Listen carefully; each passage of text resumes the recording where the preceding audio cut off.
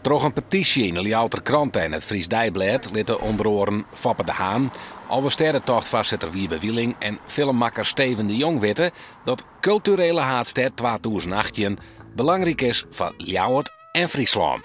Het zou een protte extra werk en toeristen opsmieten. Maar op een Frieske deelname is ook een soort kritiek. Het campagneplan zou miljoenen kosten en net duidelijk genoeg wezen. Omroep Friesland-directeur Jan Koster stiepet de campagne ek.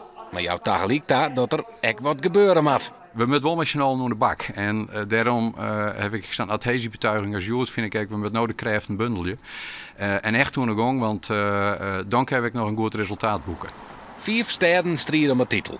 Wint Ljouwert, dan worden in 2018 een aantal culturele evenementen in, maar ook boeten de stad houden. Een kans om het historisch en cultureel erfgoed naar boeten te brengen. Zo zijn ze vast anders. Ook bij theaters joggen ze mogelijkheden.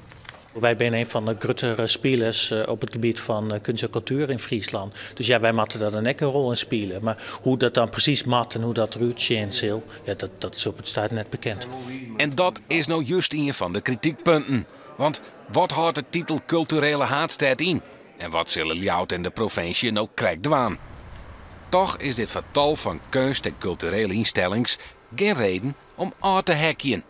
Ik vind niet dat je vanwege die kritiekpunten moet zeggen, nou dan doen we het maar niet.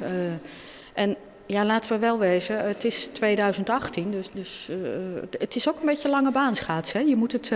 Je moet het lang volhouden. En ja, dat betekent ook dat je nog tijd hebt om dingen in te vullen en te gaan uitwerken.